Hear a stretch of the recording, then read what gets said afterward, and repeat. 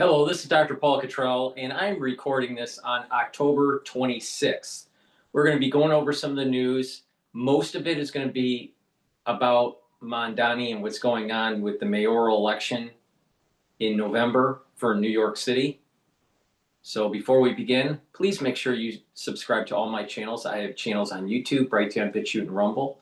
All the links are in the description of this video and all my videos. Also, you can follow me on X and GETTR. You can follow me on Substack and Patreon,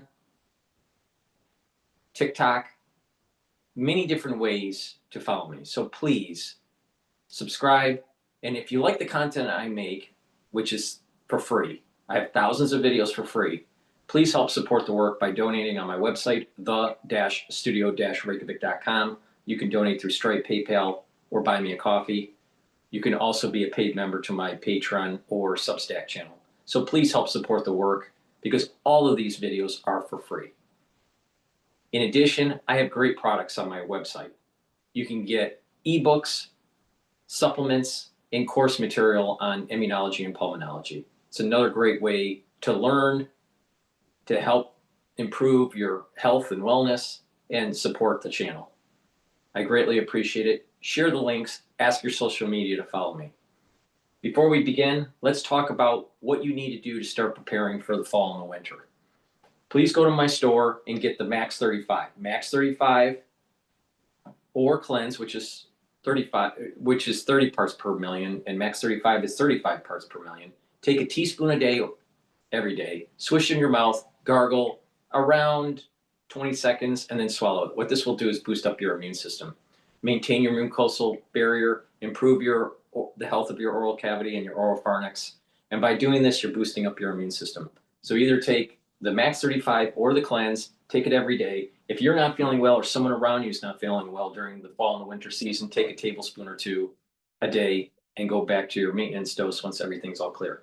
Another great product that I have that you should be getting to help support your health and wellness, especially during the fall and the winter season, are the great structural nano silver soaps that I have.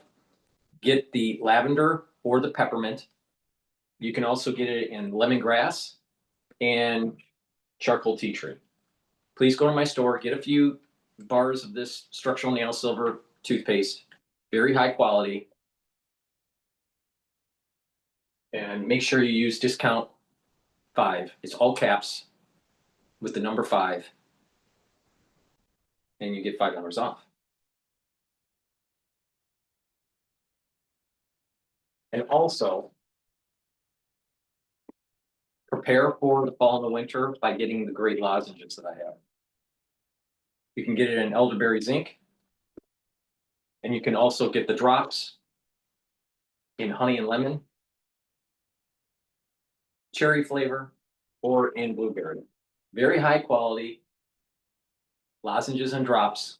Once you have that throat irritation, take them right away. This is very important for the fall and the winter. So please take my advice. Get the Max 35, the Cleanse, get the lozenges and the drops, and the soaps, and prepare for the fall and the winter season. If you take my advice, you're mitigating the problem. Make sure you use discount 5 and you get $5 off any order. All right, let's begin. I want to begin with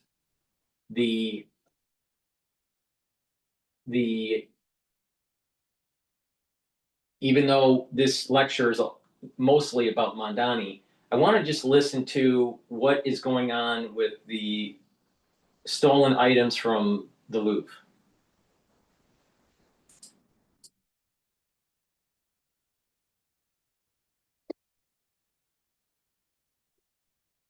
It's what we asked for.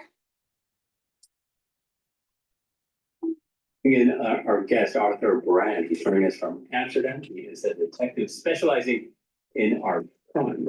Arthur, thank you for speaking to Paris Direct. Have you been following this investigation? I'm sure you have. And what do you make of this development? Well, it's a great development. The sooner they get the thieves, the more likely they get back the crown jewels. And I already predicted that these thieves were not doing their first heist. It's not like you wake up in the morning, you think I become a thief, let's do the Louvre. So, and when I heard that DNA was found, I predicted already that they would be caught because their DNA must be in some system. And I think even that the police already knew 1 or 2 days before arresting them last night, and they were trying to find out where they were hidden the jewels. But one of them was about to take off to Algeria, so they had to arrest them. But it's very good news for the French country, but also for the French police. They did an amazing job to get these people in just 1 week, and I think they might get the jewels. Well, at this stage, so one of the men reported to have trying to board a flight to Algeria. Le Figaro newspaper reporting the other was planning on going to Mali. Now, at the robbery, there were, I believe, 4 people seen at the robbery. So at least 2 people remain on the run. They might be part of a larger network. We don't know yet.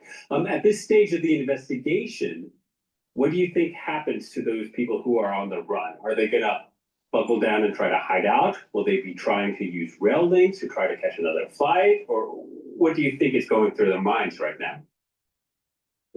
Well, you can imagine what's going to the reason why I'm playing this isn't so much about the Louvre and the items that were stolen and the potential recovery of them, potentially catching the suspects, all this stuff. It's the surveillance technologies that have started to pop up over the last 15 years or so, and how fast it is to solve crime.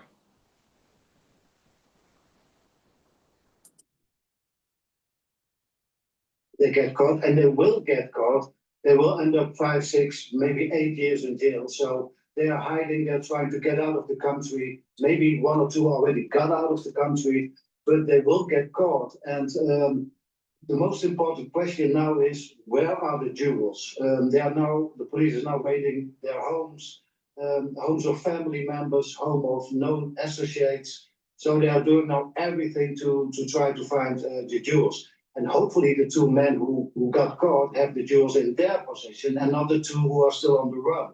But we have to wait for that news. But so far, everything is going according to plan. Catch them within a week and try to find the jewels. Yeah, and trying to smuggle crown and imperial jewels out of the country is not an easy thing to do. Do you think that the remaining suspects would likely try to modify the jewels to make it easier to smuggle them, or do you think they try to keep them in their original form?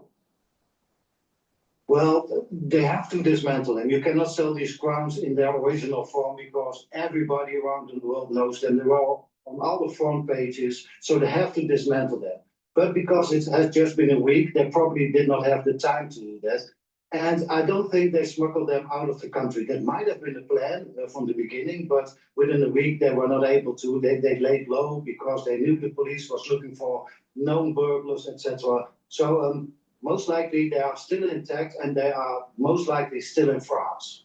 The director of the Louvre admitted that there were overlapses in Louvre security. What were those overlapses, and what can be done to fix them? It's very hard to fix it. You know, you don't want to turn a museum into a fortress. The public has to see these jewels and other stuff. And we don't have armed guards in Europe. We don't want to have shootings. These buildings are old, these buildings are big, so you can do as much as you want with cameras, etc. But you know, they can even come in with a gun, and it's very hard to stop them. The only thing we can do is to slow them down. If the display cases are of thicker glass, thieves, when they go into the museum 2 weeks before just to see how it can be done, if they know it will take them 10 minutes to come in and get out, they know the police only need 7 minutes. So the more difficult you make it for these thieves, the more likely they won't target your museum at all. So that's the only thing we can do.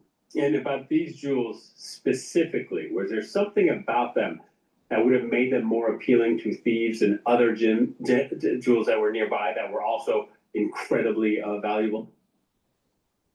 Yeah, well, these are the French crown jewels, and I think they went for them because they saw an opportunity. They thought, well, the security is not as tight as we thought it was. And I know a lot of retired thieves, and they all like to brag about their biggest heist. And they all would have dreamed of doing the Louvre heist. It's the biggest in the world. You don't get it bigger than this. The Louvre, the most famous museum in the world. So I think it has been. They saw the opportunity, but also, to become a legend, you go for the Louvre. Go for the Louvre, and I'm guessing a lot of hotels also reviewing their security protocol at the moment. Arthur, thank you very much for your time. Arthur Brand joining us from Amsterdam. I've seen plenty of power banks over my 15 years of reviewing tech, but this Ridge one quickly became a favorite. So this, a 10,000 milliamp hour battery that's already this small, is pretty clutch. All right, we're gonna play this Mamdani video by Fox News. Please go to my store, the-studio-reykjavik.com, and get the With our top story, then, that is, of course, the 2 arrests, or potentially 2 people arrested over at that Louvre.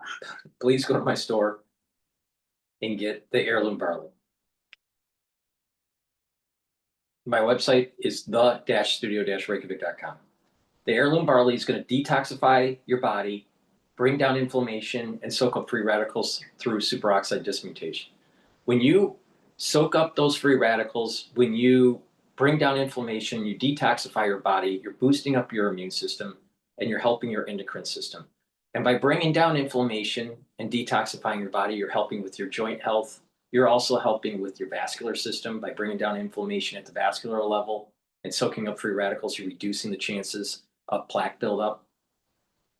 You are also bringing down inflammation at the cerebral level that will help the health of your neurons. So there's many systems that will benefit by taking the heirloom barley. This is 1 month supply. It's a high density protein with micronutrients that you can't get anywhere else. This is very high quality. Take it every day, mix it with soft foods, filtered water, a smoothie, or even with milk. I mix it with soft foods like hummus. But take it every day, and what you're gonna notice is that inflammation's going down, you're soaking up those free radicals, you're detoxifying your body, and your body is slowly getting healthier, and your endocrine system and your immune system is getting more robust. In addition, you'll recover quicker after a workout because you're bringing down that inflammation. So please go to my store and get the heirloom barley. Also, the collagen. The collagen is dual purpose. This will help with your skin, nails, and hair, but also help with your joints and your cartilage, your musculature, and your bone density. It's a powder. You mix it with soft foods, filtered water, smoothie, or even with milk, but take it every day. This is a month's supply. It's very high quality collagen. Now, shown on the screen here is the typical amino acid profile for this collagen. You can read the label on my website. Make sure you click the link in the description to my website, the-studio-reykjavik.com. Use discount 5, all caps, discount 5, you get $5 off any order. And by taking this every day, you're helping with your skin, your nails, your hair, your musculature, your bone density, your joint health. Very important. And do some resistance training to get that higher bone density. Super important. Now, the reason why I want to play a series of these Mamdani videos is that New York City has a very high probability of voting in a Democrat socialist or socialist Democrat, depending on who you talk to and how they phrase it. But the bottom line is this is Marxism. And it's the difference between individualism versus collectivism. He pushes collectivism. It's a difference between capitalism versus communism. He pushes communism. And you have to keep it in the mindset of what our founding fathers wanted and some of the philosophers of the Enlightenment, like John Locke, where it was the pursuit of life, liberty, and property. Now, our founding fathers modified John Locke's statement and said it was life, liberty, and the pursuit of happiness. But the bottom line here is that Mamdani has emphatically stated that he wants to control the means of production and property. That's right out of Marxism. It's right out of books out of Karl Marx. So, well, then that means that you're antithetical to the Enlightenment. You're also antithetical to the founding fathers of this great country in the forging of this nation and our constitutional rights. Now, you got to remember, our founding fathers are probably a lot smarter than most people. All right. So the average masses, the plebs in the United States, don't even come anywhere close to the IQ levels of our founding fathers. Not even close. So the main point that they were making is this. Based on historical knowledge of what was happening in Rome and the historical knowledge that was passed down by Plato about what happened with Greece, and that you have these different epochs of a society. You know, you have the aristocrats, the timocrats, and you have the oligarchy, then the Democrats, and then you have tyranny. All right, those are the main stages. This is written in one of the books of Plato. It's called Plato's Republic, right?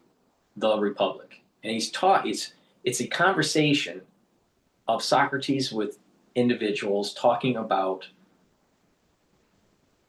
this society and how it devolves. Our founding fathers knew this work from Plato. In addition, they knew the history of Rome, where Rome started as a kingdom and then eventually emerged as a republic, and then eventually turned into an empire ruled by a tyrant. All right. They formed our country to have three branches of government, where there was an executive branch, a legislative branch, and a judicial branch. Therefore, there was the plebs, the proletariat, or the plebs, using the terms that the Greeks used. The plebs, or the average society, had representation through the House of Representatives, and that the Senate represented more of the aristocracy. All right, the more educated, the landholders, the individuals that had skin in the game. And you have to remember, the Bill of Rights in our Constitution are enshrining property rights, because in a pure democracy, which is what Plato was warning us about, in a pure democracy, the masses, the plebs, will try to overthrow, and then eventually what happens is you get tyranny. Now keep that in mind with Mamdani, and keep that in mind with Marxism, and keep that in mind on that every single country that tried socialism or communism, it's failed. Every single one of them. There's not one that is successful. Now, if you don't believe me, and some people will say, what about this country or that country? Read Rand Paul's book about the subject, about socialism and the myths of it. And it goes into detail on why my statement is true. So with that, our founding fathers knew that the masses would try to, in a pure democracy, the masses will try to take away the property rights of others. It could be businesses, it could be land, whatever. And in a modern age, you can understand that, you can see that ones that are not as successful end up trying to galvanize a society to take the property of others. All right, so this is the reason why we have a representative government, we have a constitutional republic, and the plebs have representation through the House, and that is the House of Representatives. The Senate is the representation of the elders It's kind of similar to the Senate within Rome. Similar. Now you have a judicial branch that makes sure that the legislative branch and the executive branch are following the Constitution. Because, like I said, the Constitution is more important than your life, more important than anybody's life. Why? Because the Constitution are the principles that are in the Constitution that are passed on for one generation to another. These constitutional freedoms and the protection of property. All right. So Plato warned us, and our founding fathers knew that if you have the masses in a pure democracy, you're going to lose property. You listen to Mamdani, it's straight out of what Plato was warning us about. And if you really pay attention to what was going on with Stalin, what was going on with Lenin, what's going on with Mao, what was going on with Fidel Castro, you look at the whole era of socialism and communism, all these countries have failed and became tyrannical. The run by tyrants, dictators. All right. So when people say, "Oh, Trump's a dictator," you don't really fully understand, or they don't fully understand, actually, the balance of power of our three branches of government is working. So you have to have confidence in our founding fathers that they're much smarter than you. Even if someone is listening and has multiple degrees from prestigious universities, chances are the founding fathers were much smarter than you. Okay? So just keep that in mind. Now, what's another thing that's really important that you will see with Mamdani through these series of videos, hopefully, is that there is an overeducated class that feels as though they are entitled of leisure and wealth, even though they didn't work for it. So some of these people come from wealthy families or well-to-do families, and they go to prestigious universities and they get degrees that they really doesn't translate into the workforce.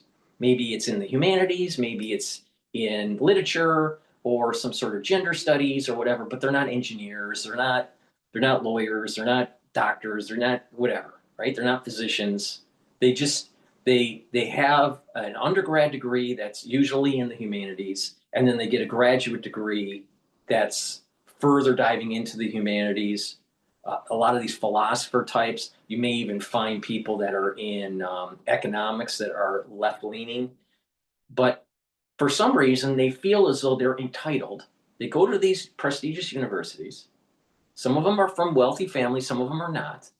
But they get these prestigious degrees, maybe even a graduate degree, and then they want to live in a very high active society like New York, or let's say San Francisco or LA or whatever. And they feel that they're entitled to have luxury and entitled to a job, even though that their degree doesn't translate or their skills don't translate into a job in that area. Now, maybe they may get a degree that will translate to a job in some other area of the United States. But for some reason, they can't find work in New York, let's say. And so they're complaining about the cost and the opportunities in New York, so it must be the rich class that's at fault. Meanwhile, they didn't get a degree that actually translated to a good job in the area that they want to live in. But they feel that because the intelligentsia is in the Boswash corridor, that New York, and New York's is part of that. You know, New York or Boston or Washington, D.C., they should be, part of the intelligentsia, even though they don't have any work experience. They don't have any real skills. So they feel entitled. So they're complaining about how costly New York is. And New York is costly. But if you don't have the skill sets to survive it, you shouldn't be living here. What is the, if you really, and I'll go into detail about this as we continue on with these videos, but why does a young person that has no skills and in the real world and a low amount of skills from academia assume that they deserve to be living in New York? Why? If you can't afford it, you can't afford it. It's no one's else's fault other than you don't have the skills to survive it. Now, why should you be taking the property rights of others because you lack the skill set to live in New York?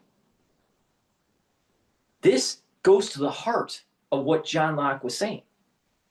It's about life, liberty, and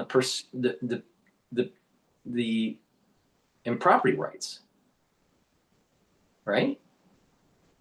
So if people are taking away what John Locke's from the Enlightenment, if people are taking away your property or your life or your liberty, then it is the right and the obligation of those individuals that are being attacked to fight back. Now, his context was the government. But if the government turns tyrannical, if the government turns the social democrat type government where it's communistic, it is the right and obligation of the citizenry to fight back and push it and kill it, because it's about life, liberty, and the pursuit of happiness, and to protect your property rights. So that's coming from the perspective of John Locke, which our founding fathers tapped into that energy while constructing the Declaration of Independence and our Constitution. Okay, so Mamdani represents a class of people that come from schools that don't have skills. Many of them come from well-to-do families, and they are of the persuasion that they deserve, it's their right to be in places that are perceived culture and activity like New York, and that anyone that prevents them from being successful in that area must be some sort of oligarchy that's pushing them down. And so they get upset about this, and they try to galvanize other people that are far less with their education, far less with coming from well-to-do families. They galvanize the plebs, and what happens is that they create some sort of uprising. They either destroy property, cause crime, right? And move in at the local level these ultra socialists or communists. But every single time that this has happened around the world, it's failed. Now, the big grand experiment, the big grand experiment between capitalism and communism happened after World War II.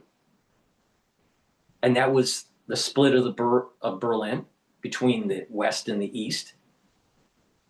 It was the split of Germany, West Germany and East Germany. And as time went on, they started roughly the same, but as time went on, West Germany started to rebuild during the Reconstruction after World War II with the Marshall Plan. And East Germany started to, and even the East Europeans, Eastern Europe started to decline. And their manufacturing base was basically dismantled and moved to to Russia, right? So they have this, so you have this Eastern European and Western European, and as the decades went by, 1950s, 1960s, 1970s, 1980s, and then the fall of the Berlin Wall, all right? And there was this huge disparity between progress, scientific, industrial, higher wages, more opportunity in Western Europe, while you compare it to Eastern Europe, where it was still living like it was the 1940s or 1950s. And that's not an exaggeration. That was the grand experiment. So you're talking about 4 decades of having the grand experiment between communism and capitalism, and it showed that capitalism was actually better.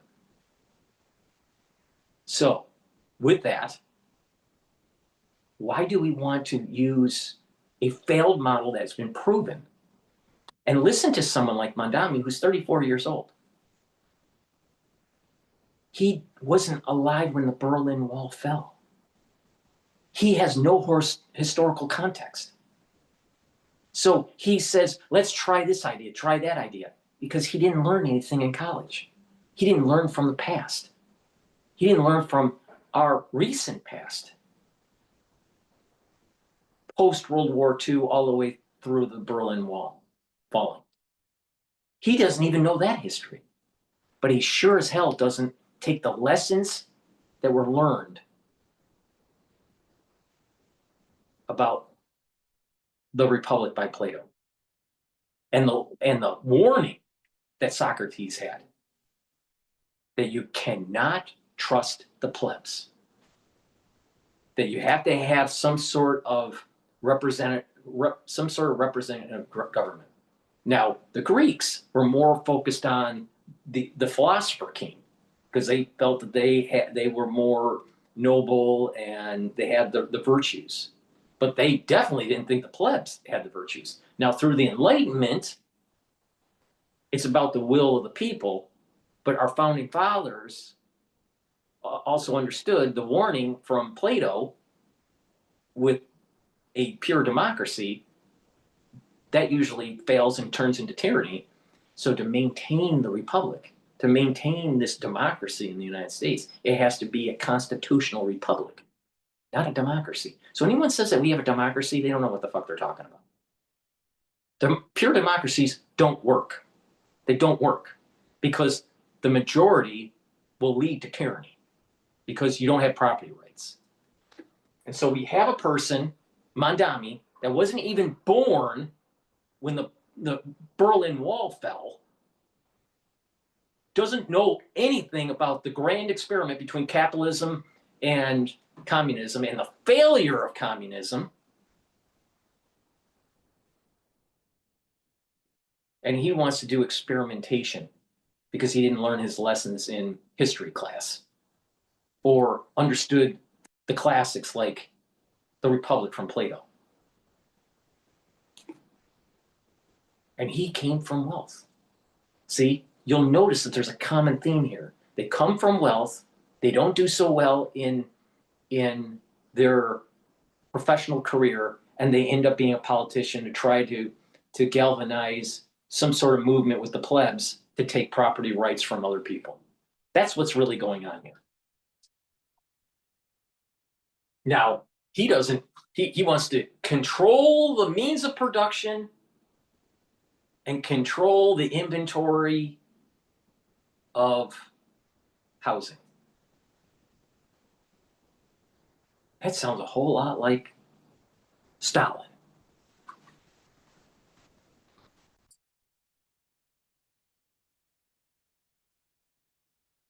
It's your old bro shower head. Shower with Jolie instead. This isn't just any shower head. It is specifically designed to filter out chlorine and other impurities that can damage. That the wrong Mamdani endorsement. I'm not getting involved in any of the New York race. I'm just focused on New Jersey. So as Democrats hit the campaign trail, they are facing an uncomfortable question: what to say, what to do about Democratic Socialist Zoran Mamdani. Republican New York Congressman Michael Lawler is asking Democrats to address the issue head on. He posted this: every single Democrat running for Congress needs to be put on the record. Do you stand with Jeffries, Hochul, and Mamdani, or with the hardworking New Yorkers who want safe streets, affordable communities, and sanity back in government? There's no hiding on this one. Fox News contributor Liz Peek joins me now. Liz, I always thought that, running for office involved courage. And another thing is if you get to the core of Marxism, and maybe I'll do a video about this, but if you get to the core of Marxism, They're upset about the spread between the materials that you buy, raw materials, plus the labor and the price that you sell the goods. That obviously, if you're a capitalist, you want a profit. What's the point of doing it if you don't have a profit? Well, Marxists, they demonize profit, and they think all the profit should go to the laborer.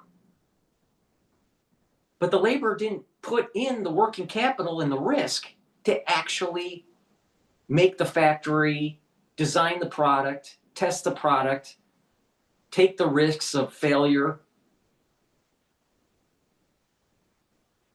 So Marxism demonizes profit. And that if you have profit for the capitalist, and they want that to go to the laborer. Now think about it. If it goes to the laborer, then maybe you're not reinvesting in your factory or investing in new products. Because the laborer will just want more and more money until it collapses. So they don't build it. See, a big part of Marxism is they don't build things. They don't like build things from scratch. They don't greenfield, they just take. And once they take, then eventually it starts to decay and it doesn't work anymore. And just that's exactly what happened with the Grand Experiment between the 1940s to the fall of the Berlin Wall. And the Soviet Union destroyed Eastern Europe. Now,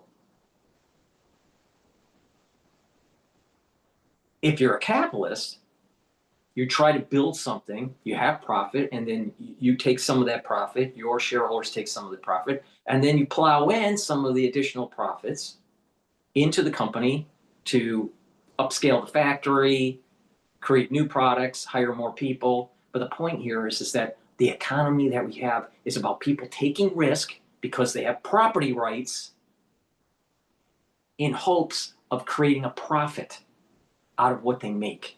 So they make something, they buy materials, they have labor, they sell something, hopefully at a profit, and everyone's happy. If it doesn't sell at a profit, then the company goes belly up and no one's hired. But the Marxists don't like that idea. The Marxists want, well, wait a minute. If you sell a product for $4 and you have material of $1 and you have labor for $1, then that means that when I say material, I'm talking also the overhead of the building and design and all that, just for $1. And the labor was $1, but you sell it for $4, that means you have a $2 profit. Marxism wants you to give the $2 to the labor, not to the owner of the factory, because they think that ownership should be absolved and that the state should control the manufacturing process. Well, you think the state is going to come up with new ideas? You think the state will take the risk?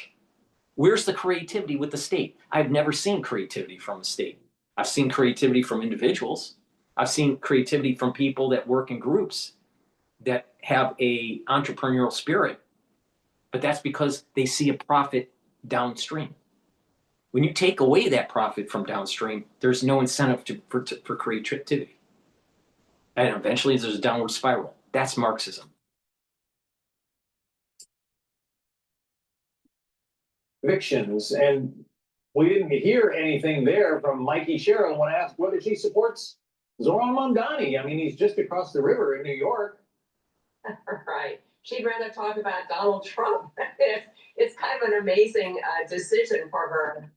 But look. Yeah, that's another. It's another thing. So you got Democrats that are afraid to say Mamdani is a fucking communist because they're worried that you're gonna upset the apple cart for the ultra liberals, because the ultra liberals are basically running the show for the Democratic Party. Secondly, is that heaven forbid that you say that part of the Democratic Party is bad and that you're not putting enough time on saying orange man bad syndrome, right? Meanwhile, what does Trump represent? Trump represents entrepreneurship. And the reason why people hate Trump so much is because most of these people that hate him so much don't have an entrepreneurial bone in their body. They want something for them for free. They want to take. They don't want to build. If you look at people that are builders, that make things, that are creative, that build businesses, that hire people, that take risks, almost always they will be either sympathetic to Trump or a major supporter of Trump. But they sure as hell ain't fucking communist.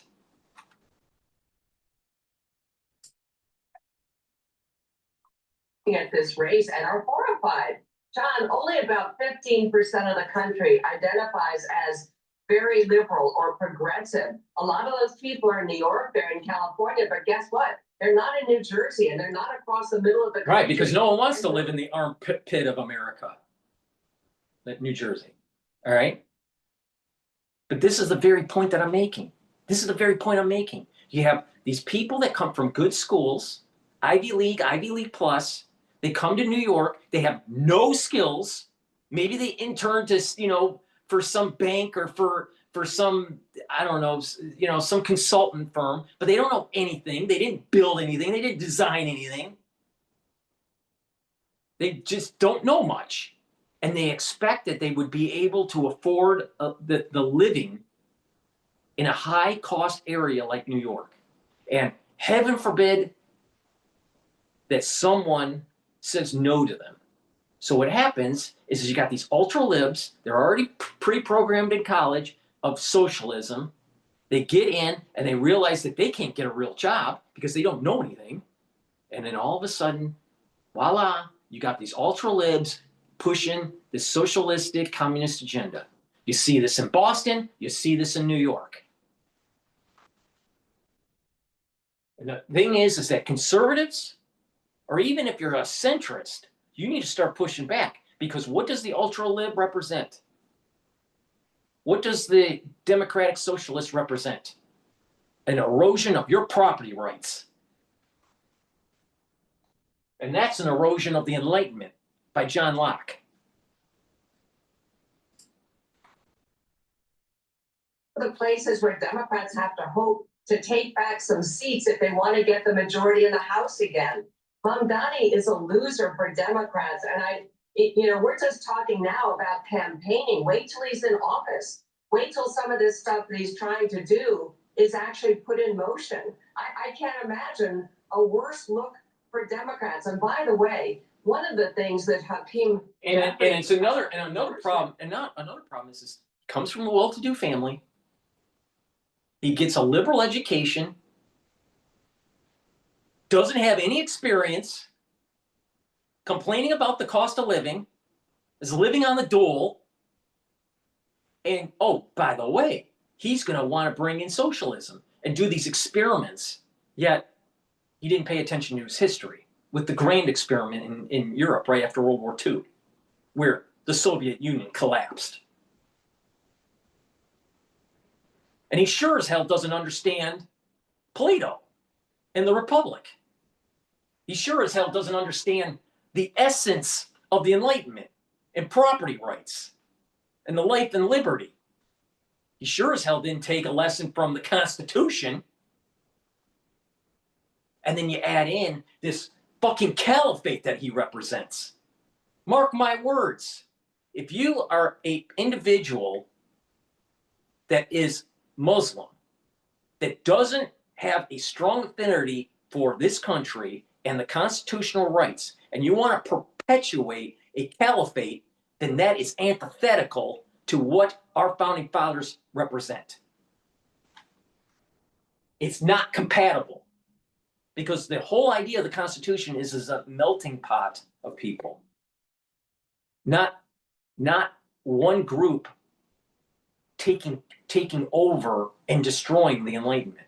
Now, if you think I'm totally off base on this, take a look at what happened when the Taliban and the Muslim community started to destroy art, these art museums that were in the Middle East. They blew up that big Buddha that was on the mountainside. They destroy, because what they want to do is control. Now, if you're a feminist, you think you're going to be living in a high on the hog and have property rights and have civil liberties under a caliphate? Get real. You're not paying attention. You think that there will be understanding of gender fluidity under a caliphate? Do you think that there's going to be an understanding for freedom of speech under a caliphate? This is what he represents. And it starts with just a seed. It starts with, well, you're unhappy, society isn't working for you, so you got to take away the property of others. And we'll have nanny state. We will control what you eat and where you live and how you live and all this stuff. We will control you. Obviously, he didn't take a lesson learned from Ayn Rand. Maybe he didn't even read Ayn Rand. Where's John Galt? Mamdani, where's John Galt? Another fucking idiot. Another fucking idiot that is trying to destroy what this country represents. So you plant the seed, get people up, riled up, and then all of a sudden you have more Muslims coming in, and eventually there is this caliphate takeover.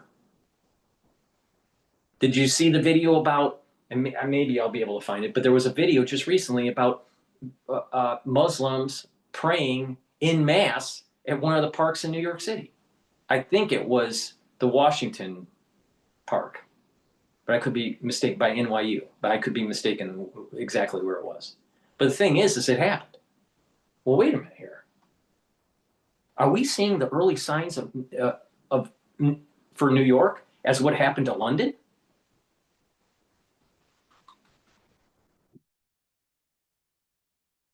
The Democrats are about destroying this Constitution.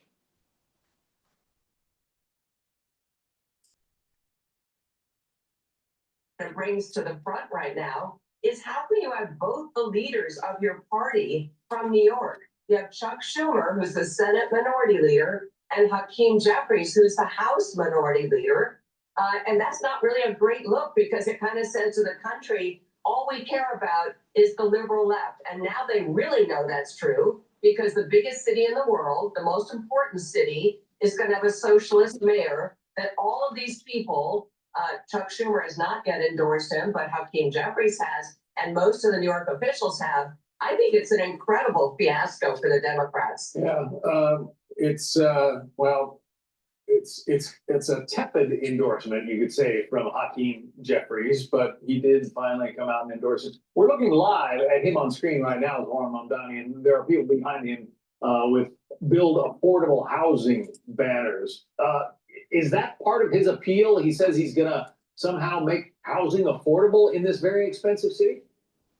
Yeah, I mean, look, I think he latched on to a very saleable idea in his campaign, which was he wants affordability to be his big issue. But the problem is all his ideas about how to make life affordable are completely wrong.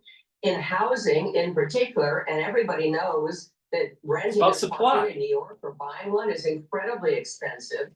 But his idea of capping rents, basically freezing rents, all you do is drive capital out of housing. John, no one's going to build a new building if they can't make money doing so. No one's going to take over and refurbish apartments if their rents are capped and they're not allowed to make money doing so. This is an idea that's as old as time. It has never worked. And Mamdani is just, he's basically a con man. And he's trying to con young people into thinking this is the answer. Guess what? It is not. The answer to affordable housing in New York. The answer is you need to build more housing and lighten up the regulations to convert the commercial into residential. That's the answer. Now, additionally, you have young people. They're so TikTok oriented now. They have such short attention spans, they don't know their history. If you just paid attention to history, history warns us, beware of people like this.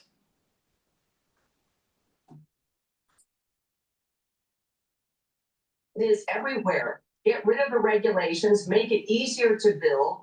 New York is actually literally the slowest and most expensive place to construct apartments on earth, probably 3 times as much as Texas, for example. And that's because of policies, Democrat policies put in place by people like Mamdani, who were his predecessors, not just in City Hall, but also in the City Council, which is as left-leaning as Mamdani and equally, dangerous to people trying to live in New York. What about free buses? He says he wants to make the buses free. Yeah, and the next thing that happens is that every homeless person is going to climb aboard a bus and basically refuse to get off. So that's not going to work out terribly well. But look, another aspect of affordability is taxes, right? So he wants to raise taxes not just on the wealthy, and as we have seen over and over again with this kind of politics, it spreads from the very wealthy to the moderately wealthy, and then pretty soon it's pretty much everybody, but also on corporations. So basically, does he not understand that corporations pass higher taxes along to people and to the residents and to their customers? Of course, and so it's a vicious circle, and he basically wants to get on and drive affordability and the economics of the city downward, and that's what's going to happen. Yeah, so far he hasn't run anything. Let's see if he can run the nation's largest city. We'll see. Liz Peak. Liz, thank you. Thanks for having me. Hey, it's Will Kane. Please go to my store, the-studio-reykjavik.com, and get the Boomer Boost. Boomer Boost has 68 nutrients. It has a very comprehensive compound profile shown on the screen here. You can read the label on my website. This will target your heart and your vascular system, your immune system, help with your endocrine system, help with your strength and brain function. Please go to my store, the-studio-reykjavik.com, and get the Boomer Boost. In addition, it also revs up your metabolism and increases your energy levels. Gladiator Barley. Gladiator Barley will help build muscle, bring down inflammation, soak up free radicals through superoxide dismutase, and detoxify your body. And when you do that, that's helping your endocrine system, your immune system, and you're bringing down inflammation at the cerebral level. You're helping your neurons, keeping them healthy, and bringing down the inflammation at the vascular level is going to help you to prevent the buildup of plaque. So take this every day. This is a month's supply. You can stack them together, and voila, this really supercharges your health, slows down the aging process, and controls your A1C levels. In addition, take digestive enzyme complex. Digestive enzyme complex will help you to break up proteins, carbohydrates, and lipids, and to reduce the stress on your pancreas. This is really important, especially if you're 40 years of age. In addition, this has bromelain in it, and it'll help to break up clots. And it has the proteolytic enzymes to break up glycoproteins, and that's super important for the fall and the winter. Myotrol. Myotrol will help to build muscle. It has flavonoids, polyphenols, and lignans to help with the gene expression to build muscle. Do some resistance training, take the Myotrol every day. Super important, especially if you're 40 years of age or older. And omega-3. Omega-3 will help with your cardiovascular health. It brings down inflammation and improves your lipid profile by helping to bring down LDL levels and increase your HDL levels. When you bring down inflammation and you control your LDL levels, you're reducing the chances of plaque formation. Super important to take for your cardiovascular health. And when you improve your cardiovascular health, you're also improving your brain function. So please go to my store, the-studio-reykjavik.com, and get the omega-3.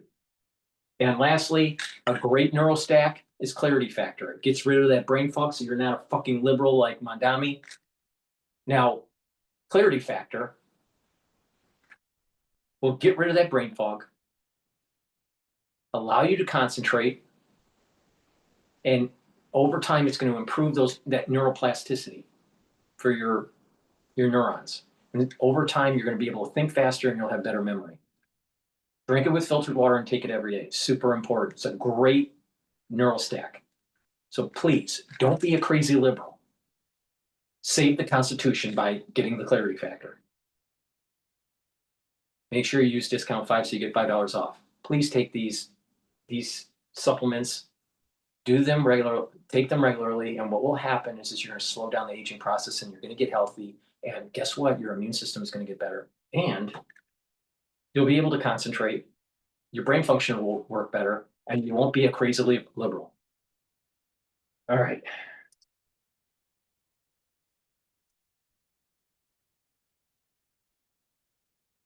All right, this video is Stefanik warning about Mamdani.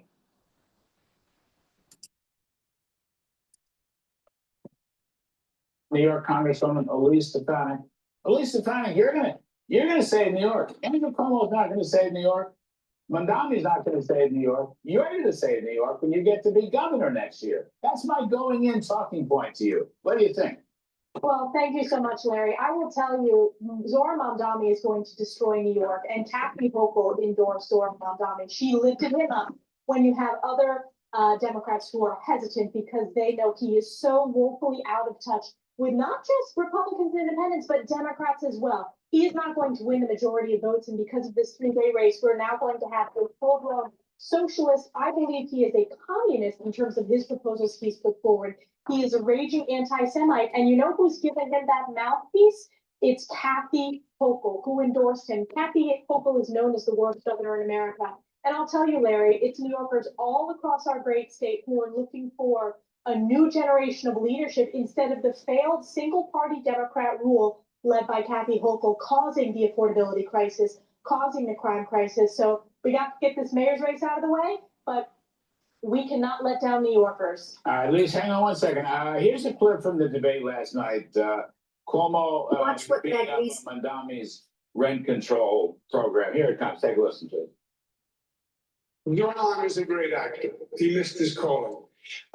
Freeze the rent sounds great. Yeah, it affects about 25% of the number of housing units in the city of New York. It's not a new idea. Bill de Blasio did it. It turned out to be a debacle. And it does nothing for 75% of the units. And for the 25, it just postpones the increase and actually causes us to lose units because landlords took them off the market.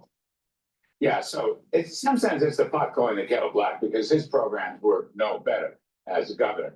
And, you know, as far as rent control, raising taxes, he was going to hike the minimum wage last night. This is, you know, former Governor Cuomo. But it's sort of like a pox on both their houses. Curtis Lewa had the only conservative principles in the race, and I think that's important. And if I'm not mistaken, you've stood by Curtis in this mayoralty for not dropping out. That's right. And George Pataki stood by, and Ed Cox has stood by. Yes, and I think that people are standing by Curtis Lewa. He has grassroots support in New York City, and it's up to the candidate to build their support. Now, I will say at the debate, Larry, I think both Curtis and Cuomo did a great job unmasking the inexperience of Mamdani, but also the dangers of his proposals, that it is only going to further exacerbate the mass exodus from New York State and New York City. Businesses are fleeing, families are fleeing. They also did an exceptional job, both Curtis and You know what Americans need to pay attention that the canary in the coal mine is New York, and this crazy Mamdani with the socialistic programs that are going to destroy the heartbeat of America. You need to hold the line. If you hold the Constitution with reverence, if you want freedom, if you want the idea of a prosperous future for your children and their children and their children, then you have to hold the line. You got to get up and push back and say, enough is enough. We're not going to pay it. We're not going to pay lip service now to these ultra socialistic Democrats that are pushing an agenda that's eroding God, country, and family, and eroding your civil liberties, especially with property rights. We need to hold the line. Conservatives need to push back. Even if you're not a conservative, you're just middle of the road individual, just a centrist.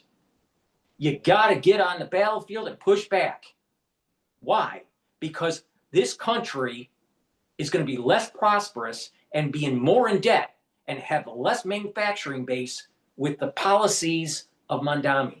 Because if you take away the property rights of a capitalist, then why would you build a business?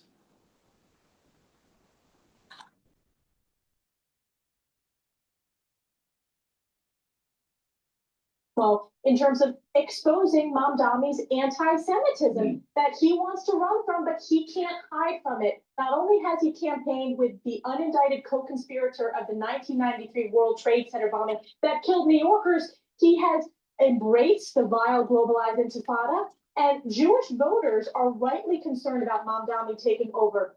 Now here's the sad thing, and I don't know if Stefanik even will say this or not. Probably not. Here's the sad thing. There's a lot of young Jewish people that come from these liberal schools that want to live in New York, but they can't afford it because they can't find a job, and they just think it's their right. They're going to vote for him. They're going to vote for Mamdani. These liberal Jews, the ones that don't really observe, they've just been bought into this. You know, they're the same ones as Jews for Palestine. Really?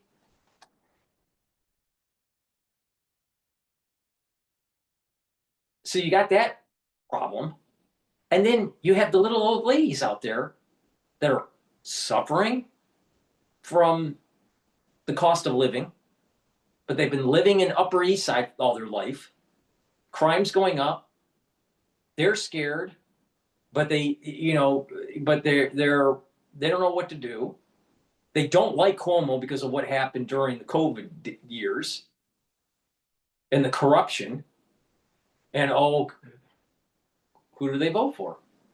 They hate Cuomo so much that they'll either not vote, which I think will be a large percentage, and the individuals that decide to vote for Mamdani, because they will help them at least short term in terms of trying to reduce their costs. In their mind, they think that's a better idea, even though they don't realize in the long term it's actually going to be worse for them.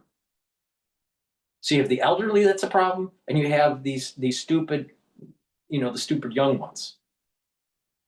And within that subset, there are Jewish young individuals that are gravitated to Mamdani because they believe in socialism. They're listening to professors that have tenure at these prestigious universities. And guess what? If you look at a professor that has tenure, almost always, not all the time, but almost always, most of them do not have a strong background in actually working and like doing something. They teach, right? But they're not really part of the economy. They're in, some sort of ivory tower type setting for most of their adulthood life. So they get a paycheck from an institution, but they don't really understand on how the money that institution makes. It makes it from the institution makes it from the tuition, private philanthropy, and also government grants. But they don't care. It's not like they're making like a product like a car and that the car has to sell on the market or people get laid off. Because they got this tenure. So they just spout this socialistic bullshit and they just think that they can just keep that money flowing in because they feel as though they're plugged away from of the society. But what has happened just recently is that they've created such uproar with the students coming out that are socialistic and a whiter society that's not. And the whiter society is saying the whiter society that is more conservative and more centrist, this more broader society is pushing back. They're saying, we don't want our tax dollars to go to the actual schools. And so now the professors are like going, oh, wait a minute, we never saw that before. They didn't realize the boomerang was going to happen. They just thought they could spout off stuff and not be held accountable.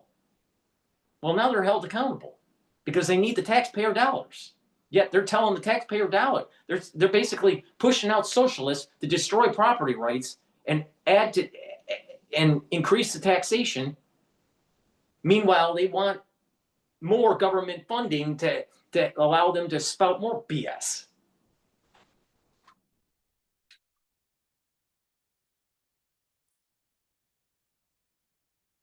You have Chuck Schumer and Hakeem Jeffries, the two leading New York Democrats. They were eligible to vote in this primary, and they did vote in this primary. No one of the press has asked them who they voted for, and they continue to escape that. But this is today's Democrat Party. It's going to destroy New York, which is why people of all political parties are coming out of the woodwork because they want to fire Kathy Hochul because she won't be a check on this socialist communist. So Elise, last one,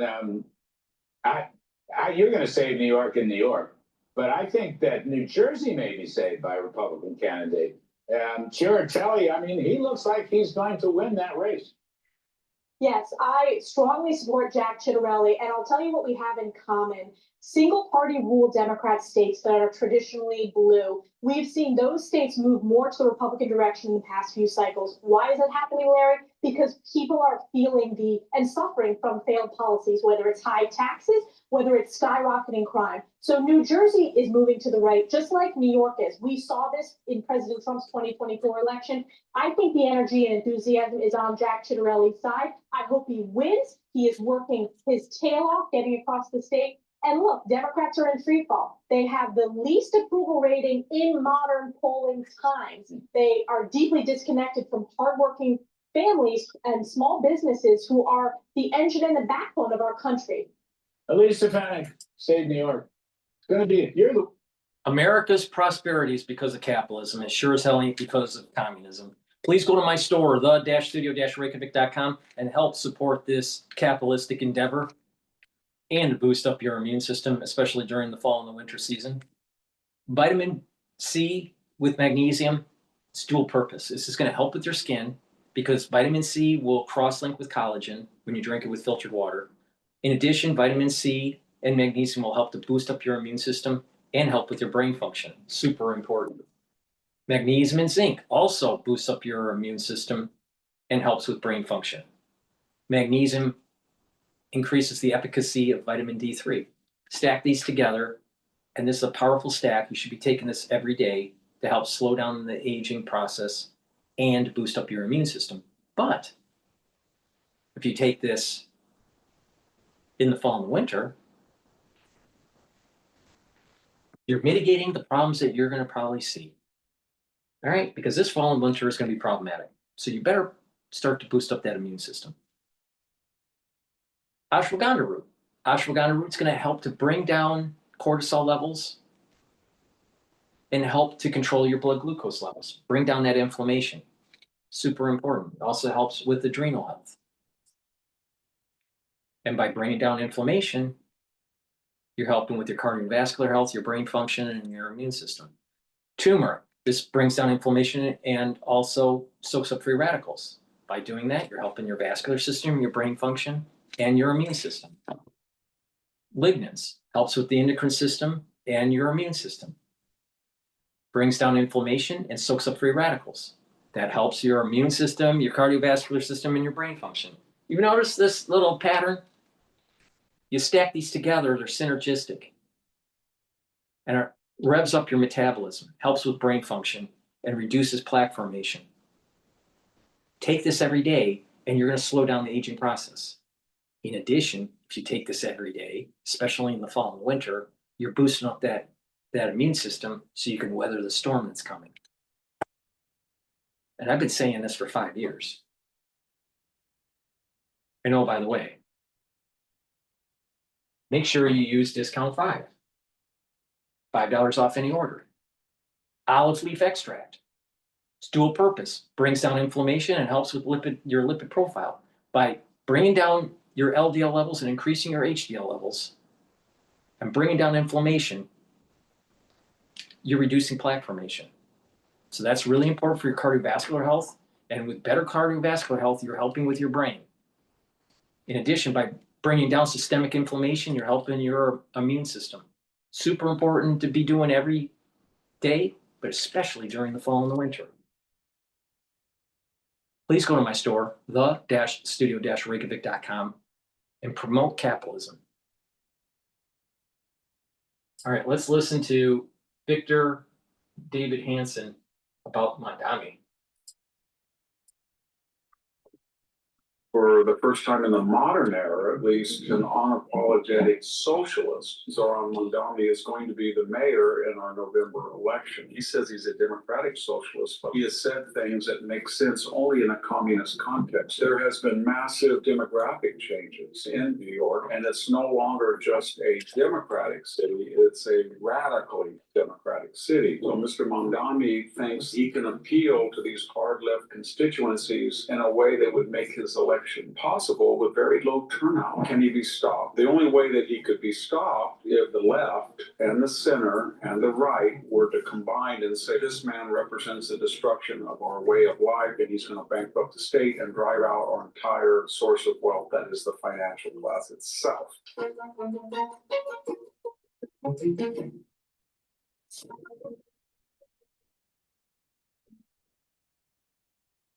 America is going through a higher education transformation where students are realizing that what they want and need is a place that doesn't stifle their intellectual freedom. Standing out among the few graduate programs that value viewpoint diversity is Pepperdine University School of Public Policy, where I've taught the least Mr. Mamdani, Zoran Mamdani, is and can learn more at go.pepperdine.edu/daily signal. It's go.pepperdine.edu/daily signal.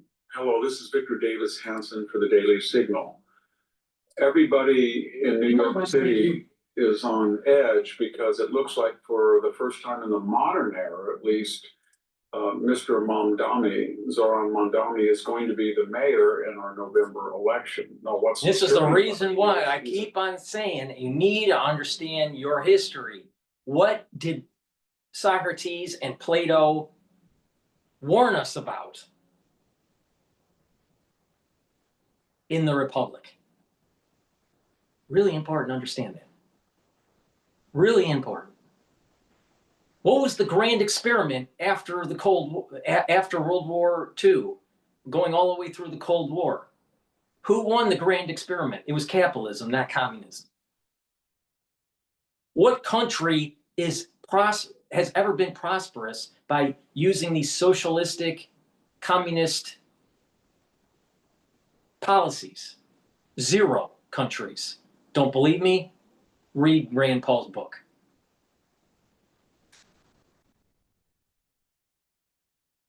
It's crazy. It's absolutely crazy. And then we lose the insight of the Federalist Papers and why the Constitution is written the way it is, and the importance of those civil liberties and property rights.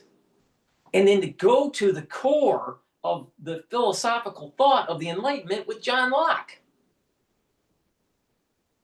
But we have a population that doesn't even know who John Locke is. We have a population that is forgotten about what it was like after, before the Berlin Wall fell. They don't understand anything. It's all TikTok generation, selfie generation, lack of intellectual curiosity. It's just self-gratification. It's really important for smart people to push back against socialism.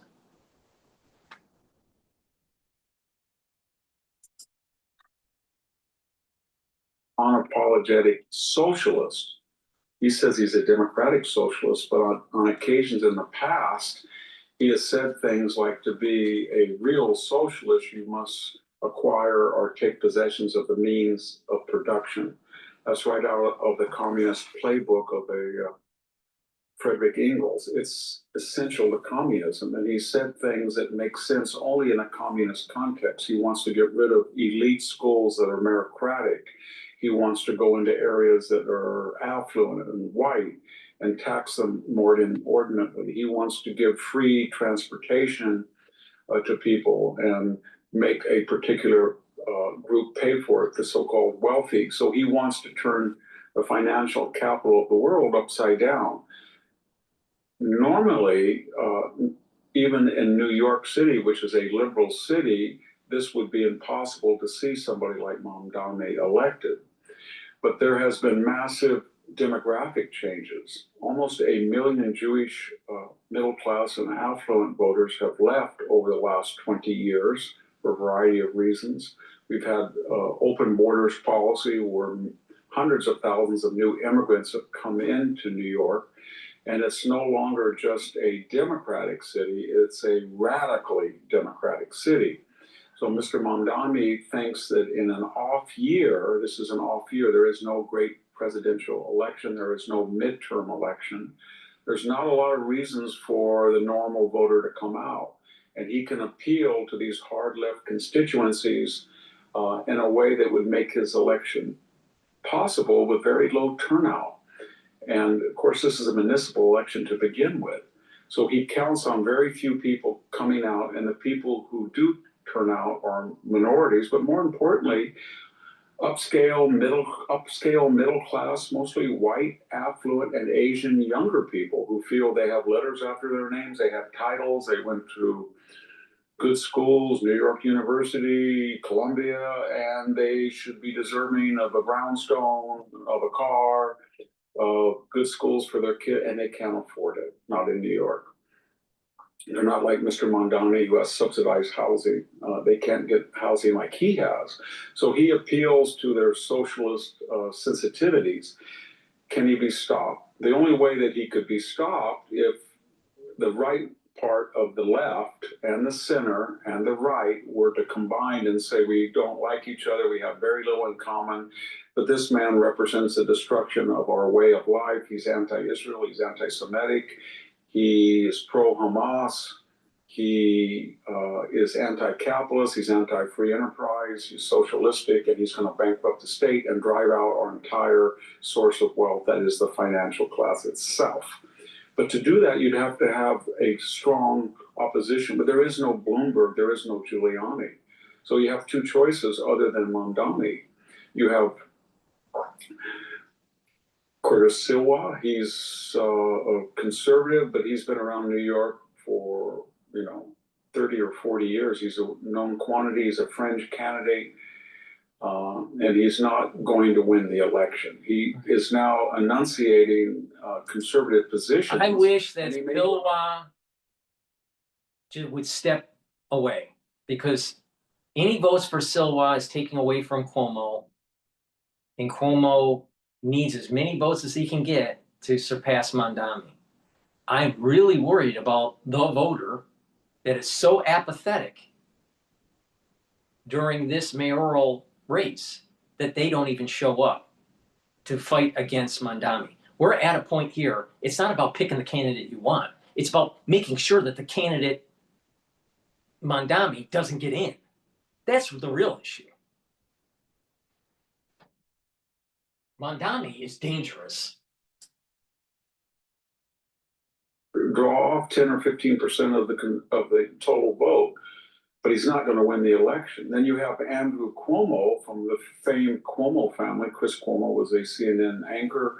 You had Mario Cuomo, his father, was the former governor of New York. But there's some problems there. He was responsible for redirecting from hospitals so the hospitals would not be overwhelmed by COVID indigent patients and go broke, they thought. He put them in rest homes where, among vulnerable elderly people, they infected them. And thousands, maybe 12 or 13,000 people in the greater New York area died from that decision to redirect people from hospitals to rest homes. And number two, he had a long record of alleged I thought the number was 23,000, but I could be wrong. But I thought it was 23,000, not 13,000. Harassment and was forced to resign from his governorship. But more importantly, when you see him on stage, he is not the vital, robust, quick-witted. He might say this, but Cuomo, it has low testosterone. It's almost like Jeb Bush during the 2016 election, during the primary. Low T, no energy. at his fingertips candidate that we associate, whether you like Andrew Cuomo or not. Which I No don't. one wanted to get in an argument with him. He knew his stuff. He was energetic. He looks lethargic. He looks anemic. He took 10 days off of the campaign. So what am I getting at is that if you put the percentage of Cuomo and you put the percentage of Silva together, they could beat Mamdani. But conservatives and centrists do not want to vote for Cuomo, given the record I just talked about. Right. And independents that are on the left-hand side do not want to vote for a fringe conservative. And neither one is going to drop out. Mr. Cuomo doesn't say, I've lost a step, I'm sorry, I'm more conservative than liberal. Please, everybody vote for Silva. That probably wouldn't work anyway. And Mr. Silva's not going to say, this man told everybody to get out of New York if you were for abortion once. He's a hard leftist. I know he's running as independent. He's not really, he's a hardcore Democrat. I'm not getting out of the race. So what they're going to do is split this tiny vote and give the election It's to the Mr. same Mamdani. thing that happened during the 1992 election for the presidency of the United States. Clinton was an accidental candidate because of Ross Perot.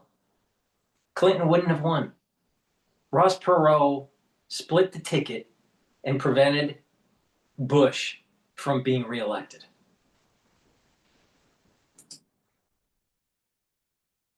People think, as all of the aristocrats in White Russia did during the Bolshevik Revolution, as business people thought in Cuba in 1959, as people in Venezuela thought, we can handle him, we can finesse him, we can massage Mamdani, he'll give me an exemption, my investment firm will be okay. No, you can't deal with Mamdani. You cannot deal with him. If he wins, he's going to target all of you. Yep. And New York is not going to be New York as we knew it. Thank you very much. This is Victor See, Davis. what I'm noticing with the investment class, all right, the ones that are fund managers that are managing money at the high level, high net worth individuals, they're afraid to tip the apple cart, rock the boat, whatever analogy you want to use. Right? They're afraid to rock the boat. Why? Because they need to play the middle, or at least get a feel for the client that they're trying to get money from and try to align with their political beliefs. So they're not going to be pro-Trump when they are living in a liberal environment like New York, because they're afraid they're not going to get the money from their client, or the money that they do have gets pulled out from the fund, and they have redemptions that are taking place. So they're always trying to play the middle, all right, agnostic in terms of their political way. But if they're in an environment where there's so many on one side, they'll pick that side. They don't have any ethics. So if they're in an environment that's Republican, and let's say they voted Democrat all their life, they'll just start spouting off the Republican rhetoric. All right? They'll be a bromide Republican. So, but if they're living in an environment that is Democrat and they voted Republican all their life, and their clients they're trying to get money from are Democrats, then they'll spout off Democratic bromide. So where's their real heart? It's all about the money. It's all about the money. Right? Same thing with the way they handle the Federal Reserve. They know that if the Federal Reserve prints more money, there's more money sloshing around for investment. It's inflationary and it leads to faster growth in the S&P 500. And more people want to invest, and therefore they have higher fees. They'll get more money. They'll get more revenue from the higher fees. That's how they work. Even though they know, because they went to these good schools, that over-reliance on the Federal Reserve will lead to inflation. Over-reliance of the Federal Reserve will actually lead to instability in the markets. They know this. But they'll tout more free money from the Federal Reserve and never upset the apple cart rock the boat when in terms of dealing with their clients. And that's New York right there. The ones that are managing money. Take a side and stand with it. Instead of trying to play both sides.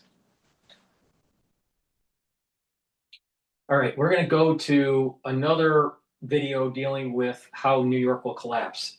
I saw this just recently. I think it was released yesterday. No, 8 days ago. And this was 8 days ago, but I saw this today. I think it's a very good video. Please go to my store, the-studio-reykjavik.com, and get the resveratrol. Resveratrol is something I've been taking for decades. This is going to help to soak up free radicals because it's an antioxidant. It's going to help with the health of your mitochondria, boost up your energy levels. Your ATP will go up. This also will help with youthful gene expression. So your cells will express youthful genes. And this will help with your cells and your tissues to perform properly. It'll help you to get rid of senescent cells. This will help with the basal layer of your skin. And if you take this regularly, you're going to actually physically notice a difference where you look younger, especially if you stack this with NAD+, ubiquinol, clarity factor, C60. This is a great supplement to take, but you get the max benefits of it when you with the synergistic effects with the supplements I just mentioned. So please go to my store and get the resveratrol. Good night formula. This is a great supplement stack to help you to get into 3 to 5 cycles of REM sleep and deep sleep. When you get regular REM sleep and deep sleep, you're going to be consolidating your memory, detoxifying your central nervous system, and you're going to be well rested. When that happens regularly, you're actually improving your brain function. So please go to my store and get the Good Night formula. This has tryptophan, melatonin, GABA, and passion flower to get that deep sleep and REM cycle sleep to help with your brain function. And vitamin D3. Vitamin D3 will help with gene expression because it's a gene expression cofactor. Vitamin D3 also helps you to absorb calcium. By absorbing calcium and doing resistance training, you're helping with your bone density. Vitamin D3 also helps to pull out some of that calcium depositing and reduce the calcium depositing around plaque. So this is going to help with your cardiovascular health. Vitamin D3 also helps to get rid of cells that need to go into apoptosis if they're infected. Super important to take during the fall and the winter season. And vitamin D3 helps to reduce the severity of what is coming in the fall and the winter. So please go to my store and get the vitamin D3. Again, taking magnesium with vitamin D3 will increase the efficacy of vitamin D3. Magnesium is important to improve the efficacy of vitamin D3. Please go to my store, the-studio-reykjavik.com. Use discount 5, you get $5 off any order. Click the link in the description box to get to my store, the-studio-reykjavik.com, and don't be a stupid fucking liberal.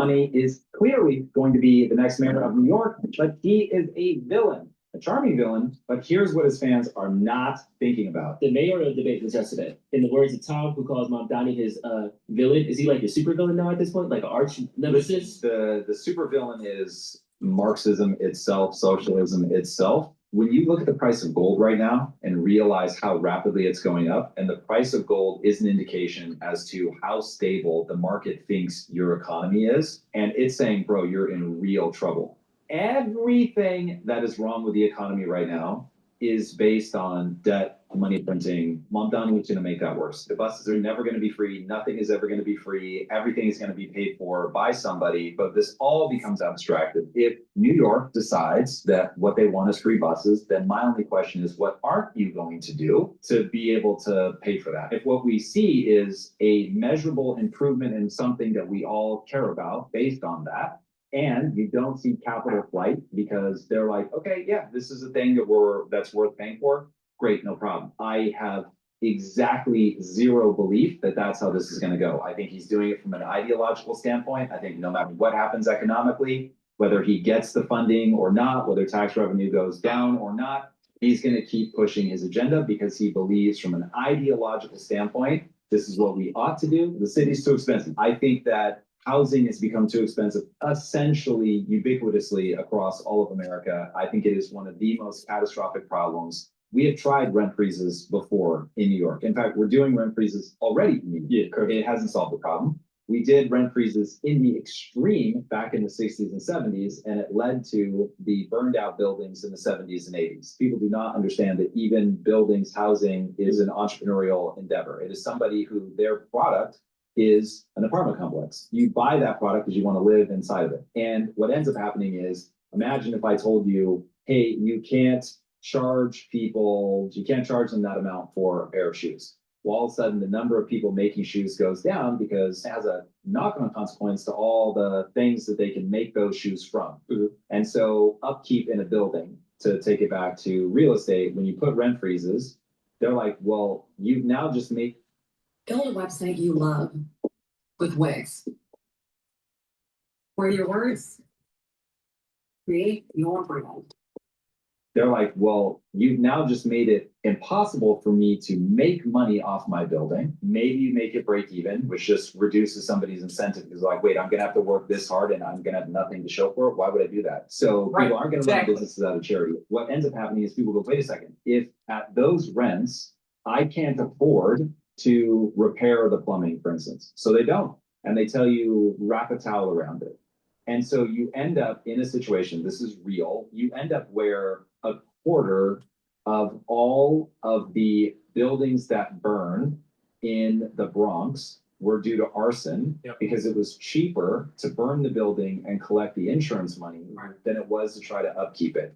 When you start mapping Marxist beliefs on somebody who's really trying to make the poor's life better, you're going to be eternally confused because they'll do things that are so obviously well documented that it doesn't work, and they do it anyway. So it's like, why are they doing that? If you map them as resentful people who want to punish the wealthy, all of a sudden, all of their moves make sense. In the cross-cultural study, what they found was if people had the opportunity to create a tax policy that made the poor's lives better, but also help the wealthy, they won't vote for it. Not as much as they'll vote for something that makes the life of the poor worse, but punishes the wealthy. Across cultures, the thing that people will actually vote for is the thing that hurts the rich. They won't vote for. I'll boil this thing down really simple. All right. Let's say you're a big company that makes cookies. All right. And you're successful, and a lot of people love your cookies. You make cookies. All right. But you get a socialist in your town, a democratic socialist, that says you can't sell these cookies anymore to the bourgeoisie because the bourgeoisie eats your cookies and drinks tea. And we don't like the bourgeoisie and the tea drinkers. And therefore, we're going to close down your manufacturing facility for those cookies. But according to John Locke, with property rights, I should be able to make these cookies and sell them to the bourgeoisie and have them drink tea. Now think about that for a second. Mamdani wants you to think that big government will decide if the bourgeoisie can have a free cookie or have cookies at the market price. That's what's happening here.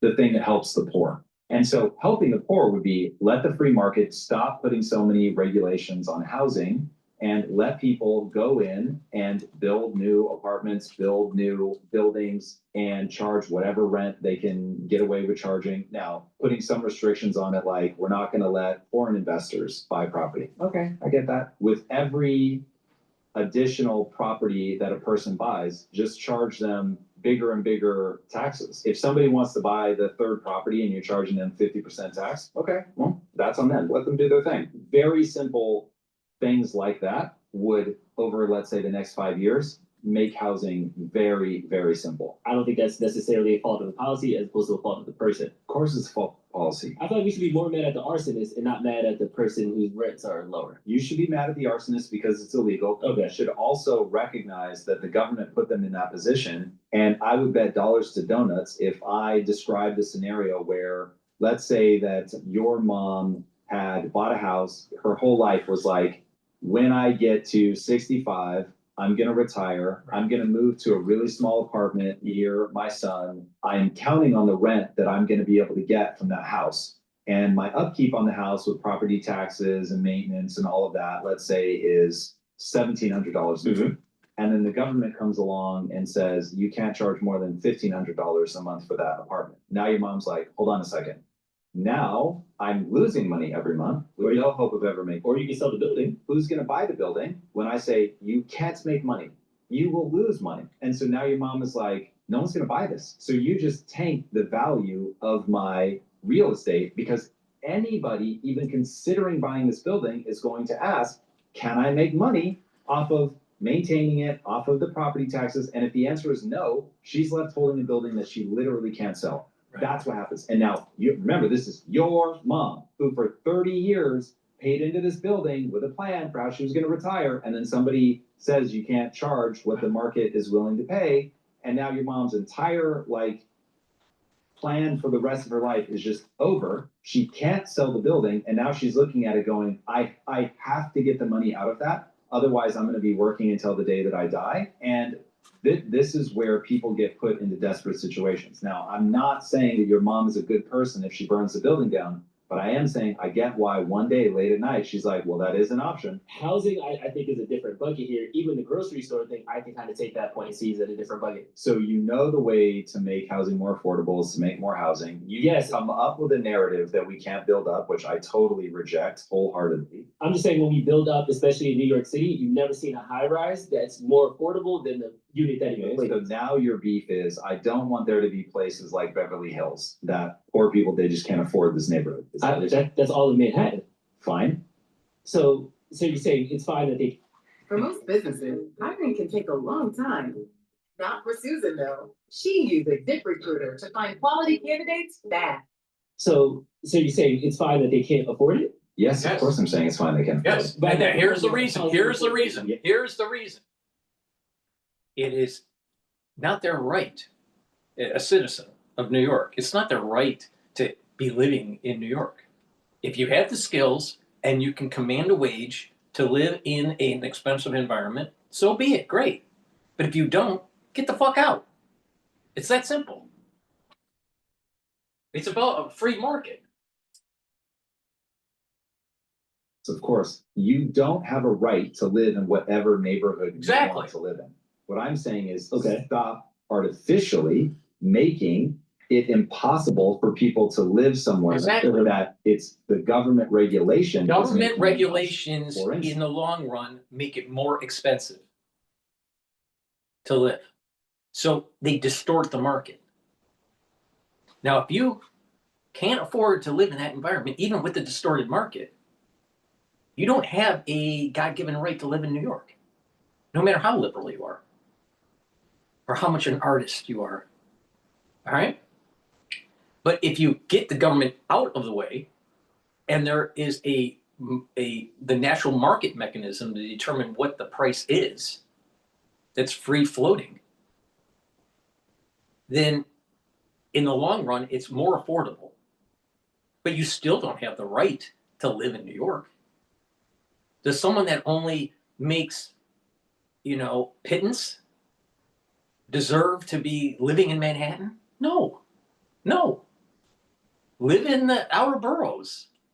Live more along the Metro North or the NJ Transit or whatever. Live in Hoboken for all I care. But you don't have a right to live in New York. It's not like some sort of God-given right. And therefore, if you can't afford it, you gotta take away people's property. Think about the insanity of this.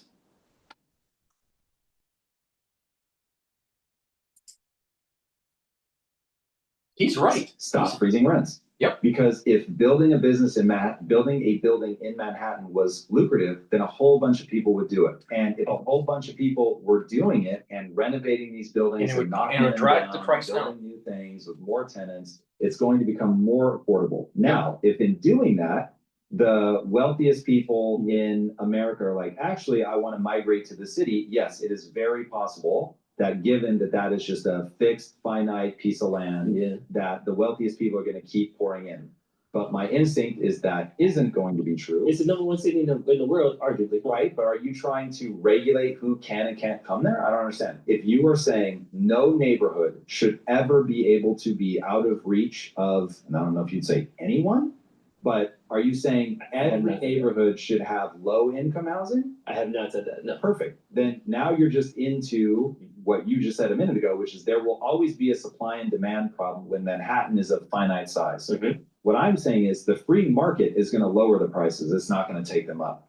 Regulation is going to take them up. It's not going to lower them. So I'm saying, yeah, it's possible that an area just becomes so desirable for a whole host of reasons. Take the Hollywood Hills, for instance. The Hollywood Hills are always going to be more expensive because they have a view. And there's just always going to be a certain type of person that's going to be willing to pay for that view. Right. So limited amount of hills. How many additional units we try to build on Hollywood Hills, we are going to reach the upper threshold. Yeah, exactly. We ran out of hills. Right. But I'm saying if you want to lower it as much as you can, then you would deregulate as much as is safe. I'm not saying you take it to zero.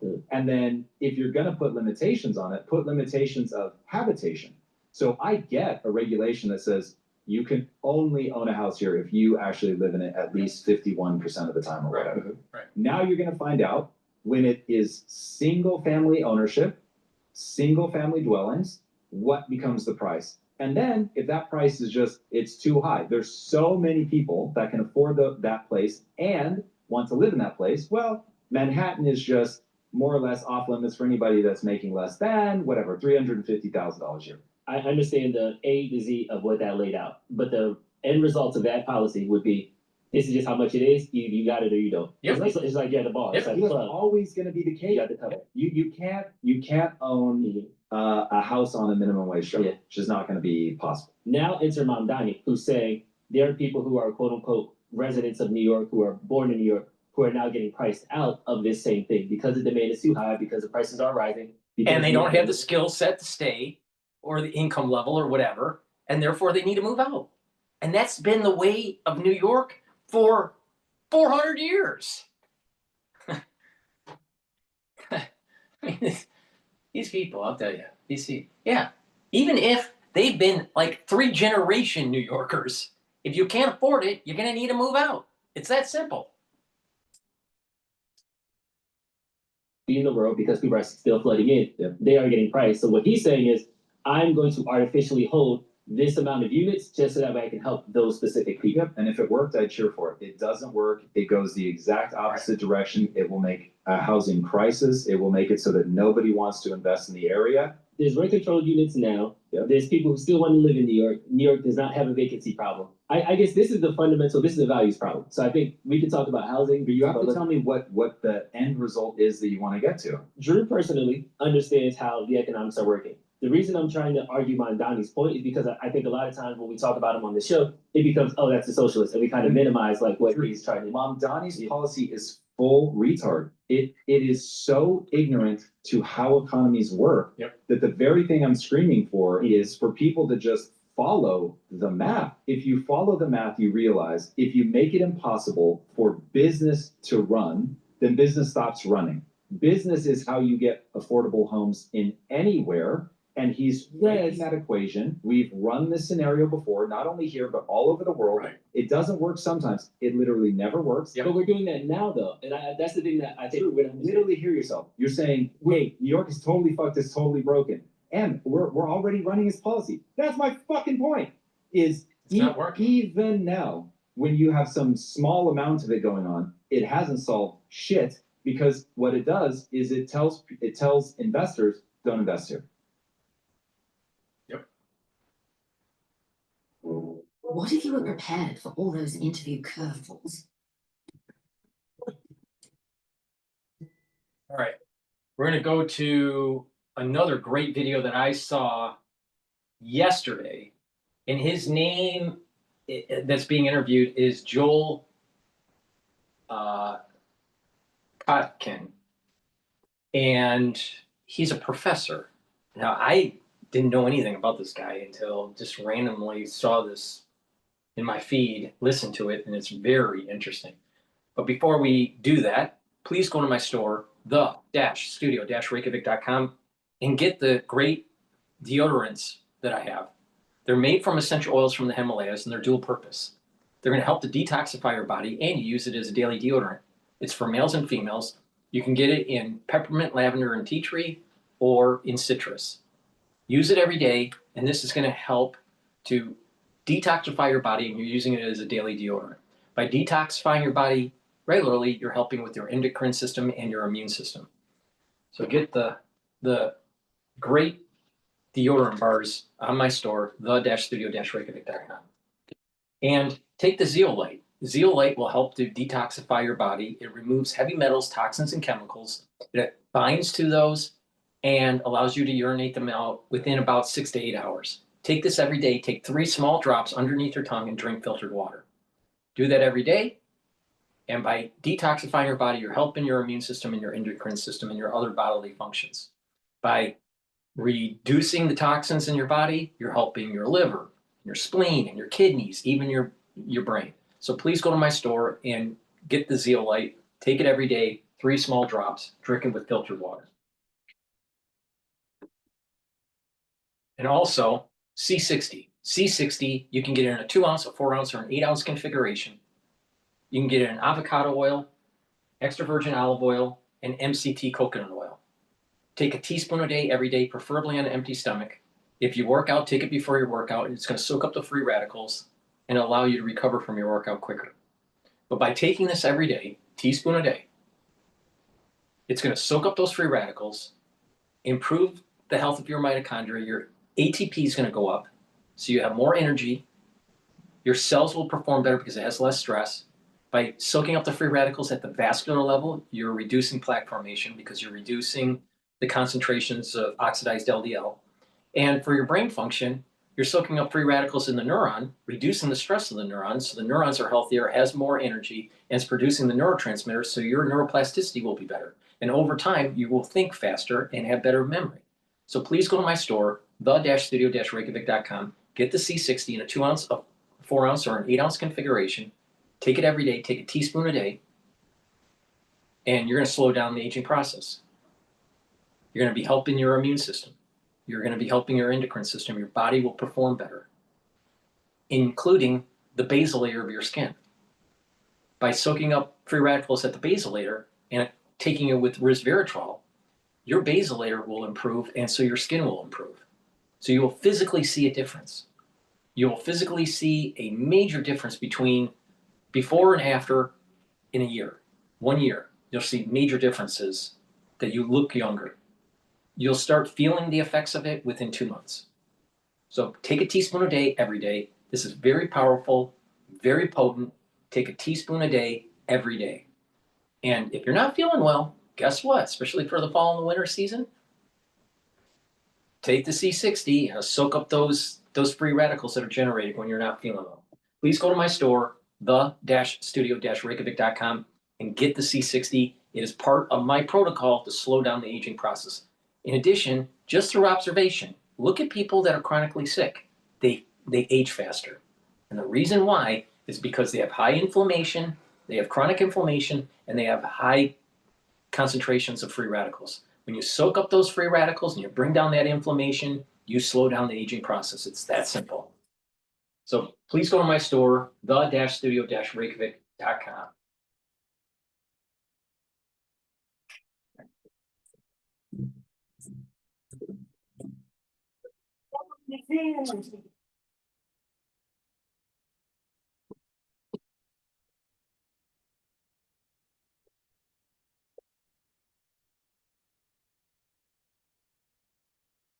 The most dangerous group of any society is overeducated, underpaid people. They are the most dangerous. And dig into that for a minute. What do you mean by that?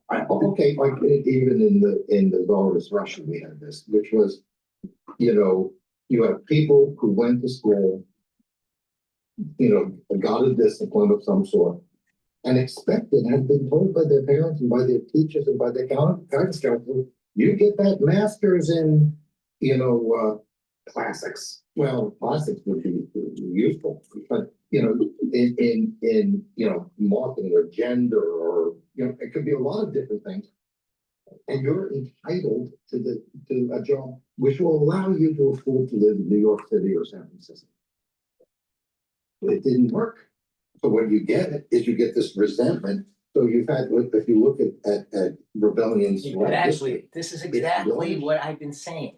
Is that they feel entitled because of the schools they went to, maybe even because of their socioeconomic background, and they feel entitled that they should be living in a metropolis, but yet they don't have the skills that the metropolis needs. So they feel that they're entitled and they want to break down the system because they can't get what they want.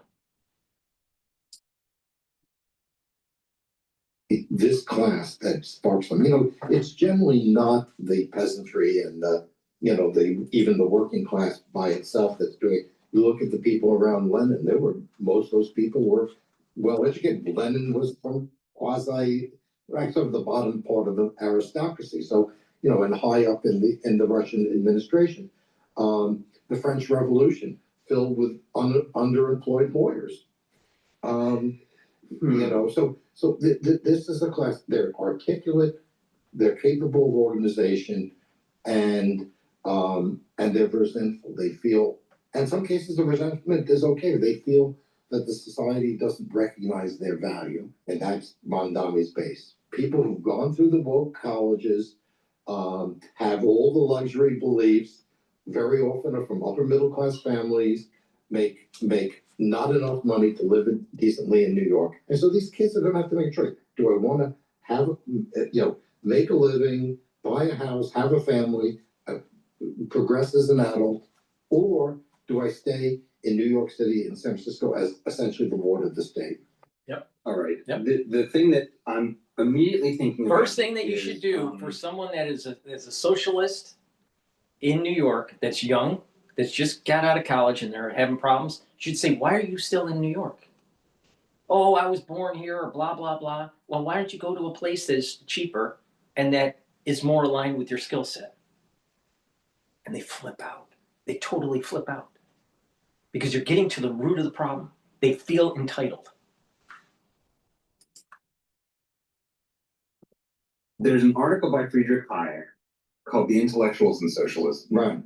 And he points, he's asking the question, like, why is this intellectual class so inclined towards essentially a totalitarian social planner ideology? Also in Germany, which I can get into that in detail. But in some cases, in my reading of Hayek, who's probably the thinker I've read the most consistently, for the ones that don't know, the big economic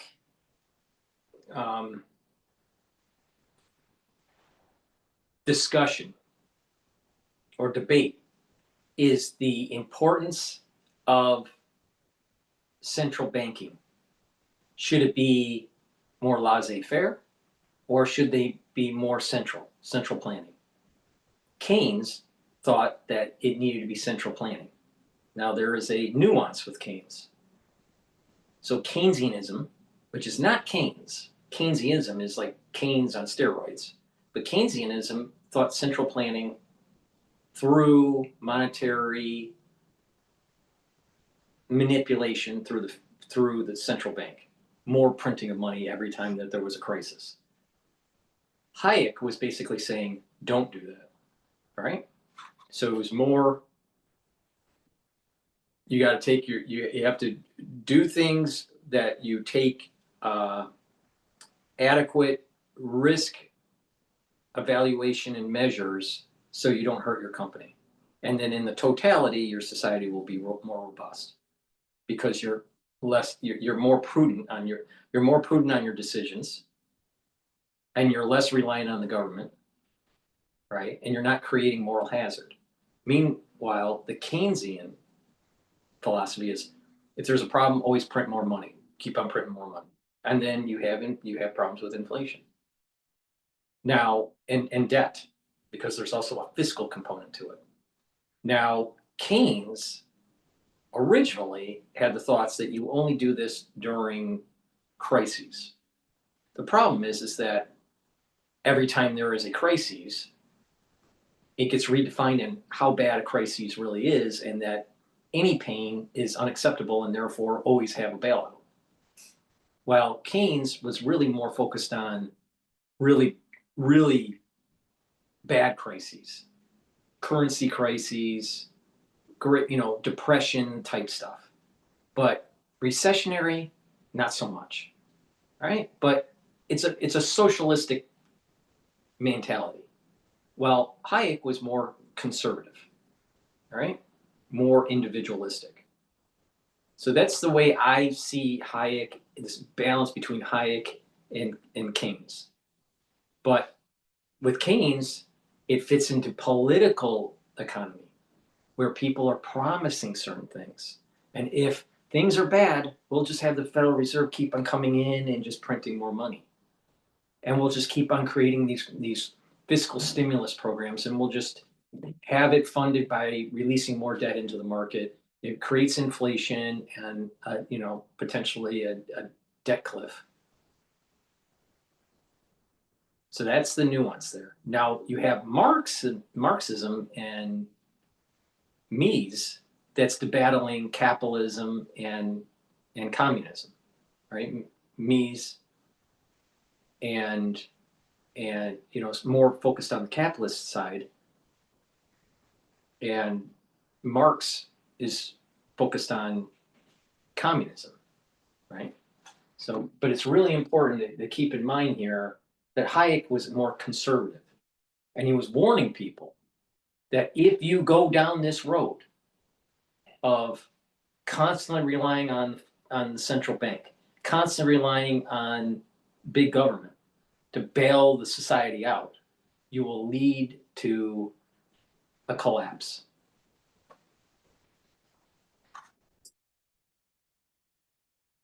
So to try to get at these ideas in an acceptable way, like even like the Road to Serfdom is focused on the Nazis, but it's really about the Soviets.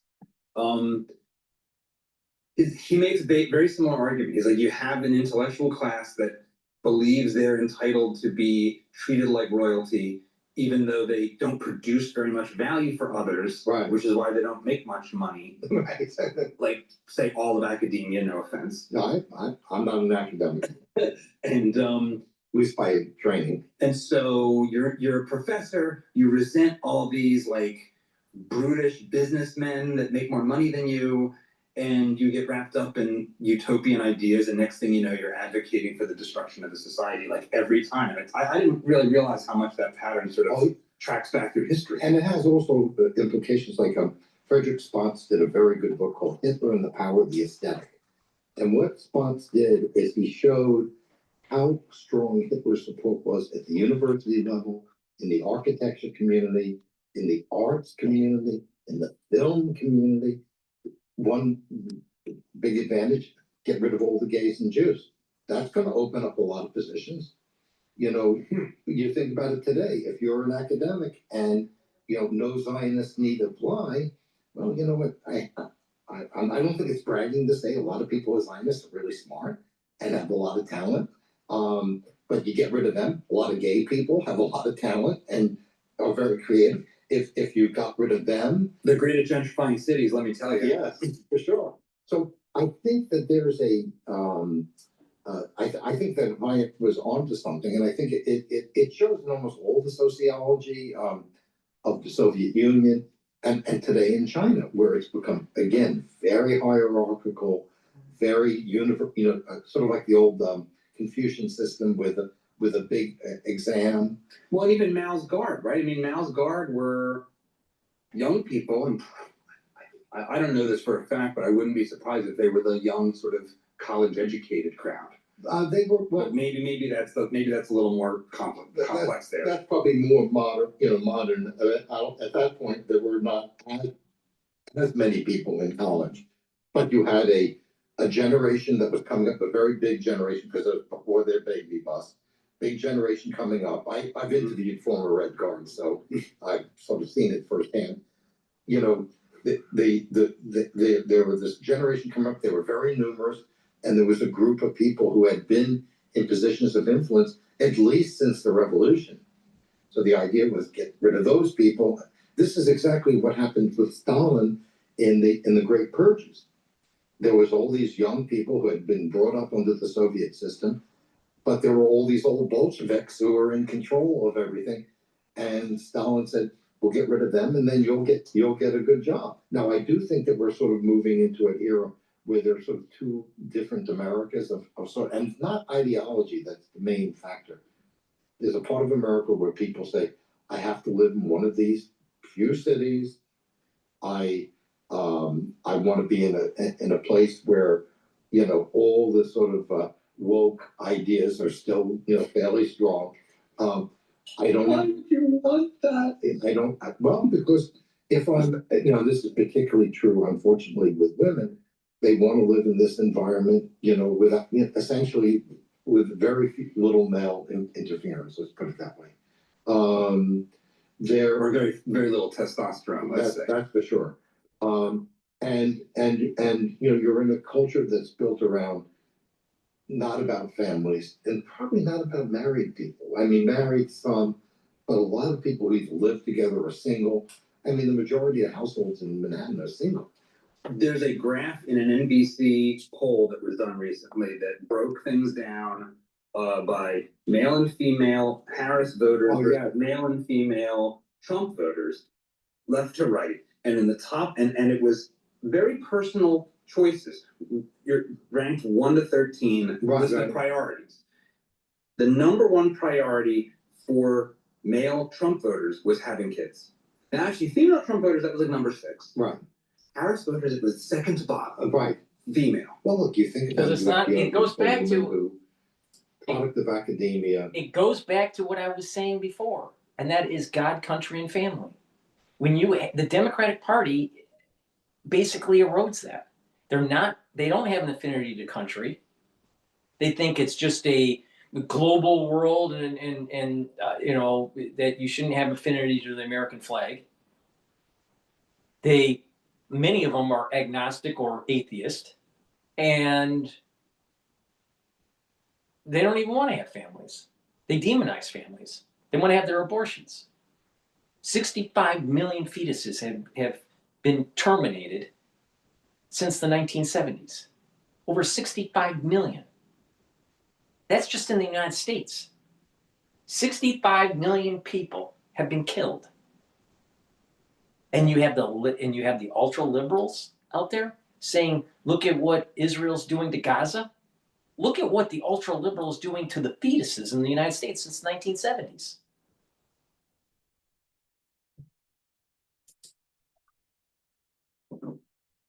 Definitely a DEI hire, and no. Are you talking about Harris? Yeah, and no kids. I mean, so and I think so that's one America, and it's not insignificant. And then there's the other America where people are moving to places where they can have children, where going to church or synagogue doesn't make you a weirdo, where you know, where the kids get a good education, where you know you could, you know, where it's usually somewhat affordable, and these are two Americas. And so I think what we're going to see in the next few decades, the power of the first America is actually going to be sustained by a very low birth rate, and by this group of women, and obviously somewhat consequently men who never have children, never get married. It'll be sustained by that, or it'll die as a It'll be result? sustained for a while until the areas where people have children overcome them. So, like for instance, if you look at the states where the people have the most kids, you know, they're mostly in the South, in the Great Plains. That, you know, that's where people have children, and that's where people get married.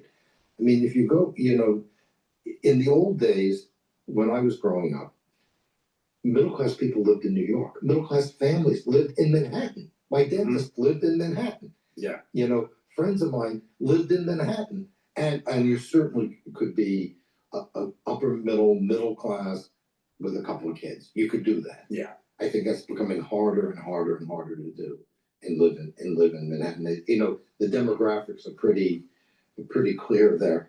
So I think, you know, in many ways, New York and to some extent some of the other big cities serve a function as almost like graduate schools for certain careers where it's really good to be there. But long term, I don't think that works. And I think it's a shame, and I think it's unfortunately sparked a cultural divide in the country where people who are married, have kids, maybe own a house, don't live in Manhattan, have a very different worldview than the people who live in Manhattan. The problem is the New York Times, even the Wall Street Journal, Outside of the opinion section, opinion, they're the same people, they're the same attitudes, they went to the same colleges, they have the same beliefs. They don't even understand the rest of the country. You know, what's going to be really interesting to see is when does the woke people... Suburbia, upper middle class suburbia is much better than living in New York. Much, much, much better. All right? And the thing is that you're going to see a further decline of New York because of the ultra-liberal destroying it. I mean, think of Paris. Paris is a shithole. London's a shithole. Why is all these places shitholes? What's the common theme? The liberal.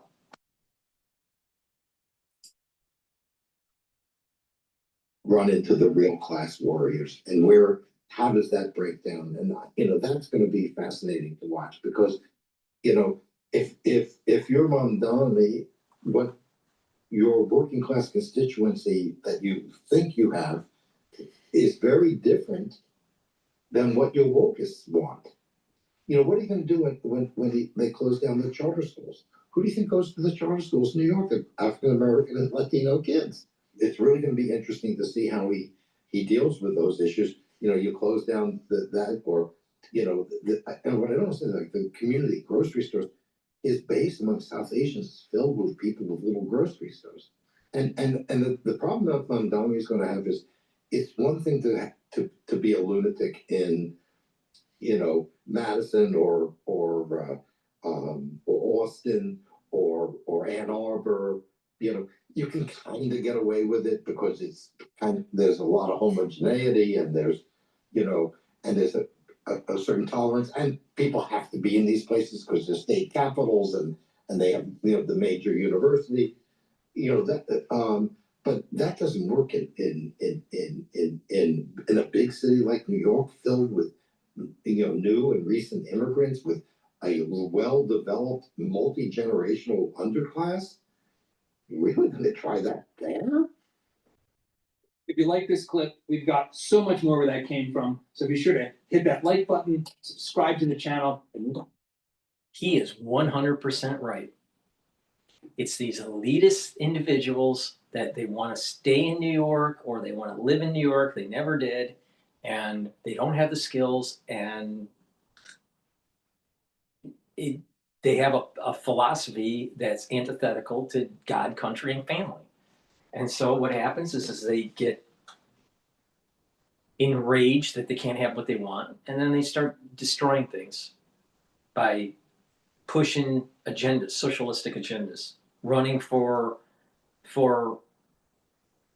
office. Look at Mamdani. He has never had a real job in his life, right? And now he's going to be running for mayor. He's running for mayor for New York and possibly will win. Very high probability that he'll win, with no experience.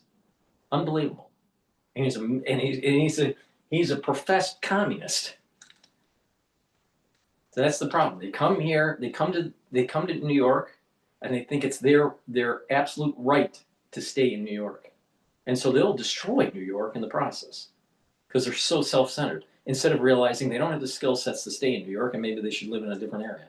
Please go to my store, the-studio-reykjavik.com, and support capitalism, because that's what is the engine that drives America forward. And the only way that George Washington will be smiling in his grave is if everyone practices capitalism, not communism. So please go to my store and get the complete multivitamin. The complete multivitamin has the multivitamins that you need for enzymatic activity, so your cells perform properly. And by taking this every day, you're helping to slow down the aging process, and your tissues and your cells will perform the way they should be. Now, if you notice that people are getting older, their cells and their tissues and their organ systems don't perform as well. So if you have the multivitamins that are the cofactors for proper enzymatic activity, your cells will perform better. Super important as part of my foundation for my anti-aging protocol. Another supplement that's part of the foundation that you should stack with the multivitamin is the probiotic. You can get the powdered version or the veggie cap version. Probiotics are super important to help with your gut biome, to allow you to absorb your nutrients, to improve your metabolism, to help with your immune system in your gut. Also, with a good probiotic, you're improving the communication between your gut and your liver and your gut and your brain. By improving on the gut and liver, your metabolism will be better. With your brain function, you're going to be able to sleep better. You're going to be able to detoxify your central nervous system. You're going to be able to consolidate memory. And you're going to be well rested. And get rid of that brain fog. So having a good gut biome helps brain function. And a good gut biome will help your skin. So please go to my store, the-studio-reykjavik.com, get the powdered probiotic or the veggie cap probiotic, and get the complete multivitamin. Stack them together, and that's a great foundation to slow down the aging process and to improve your health and wellness. Make sure you drink it with filtered water. That's my presentation for today. Thank you for listening. Make sure you go to my store, the-studio-reykjavik.com. Use discount 5 and you get $5 off any order. Thank you for listening. Have a nice day.